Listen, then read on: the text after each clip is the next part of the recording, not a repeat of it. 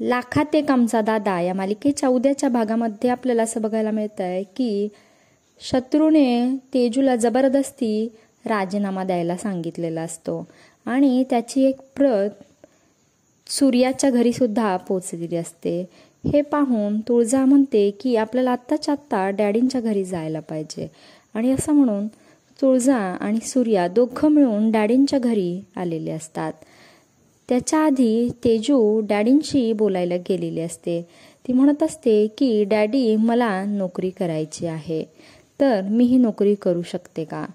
तेवढ्यात डॅडी तिला म्हणतात की काहीच गरज नाही आहे, तर तुम्ही आता घरातली कामं शिका आणि आमच्या शत्रूला तेवढं सांभाळा आणि तुमची जेव्हा पोरं होतील तेव्हा तुमची शिकवण्याची हौस भागवा की तुम्ही त्यांच्यावर। असं म्हणून डॅडी तेजूला नोकरी करण्यापासून रोखतात। त्यानंतर डॅडी तेजूला म्हणतात की आपल्या घरातल्या खाजगी गोष्टी तुमच्या भावापर्यंत अजिबात पोचल्या नाही पाहिजेत, सूर्यापर्यंत यातलं घरातलं काहीही कळायला नको आहे। शत्रूने तुम्हाला राजीनामा द्यायला लावला ही गोष्ट सूर्यापर्यंत पोचता कामा नये, असा दमसुद्धा डॅडी तेजूला देतात।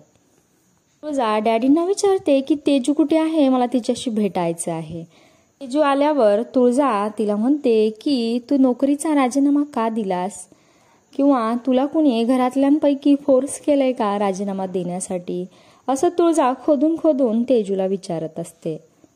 परंतु तेजू प्रचंड शत्रूला आणि डॅडींना घाबरलेली असते, त्याच्यामुळे तेजू त्या दोघांपैकी कोणाचंही नाव तुळजाला सांगत नाही।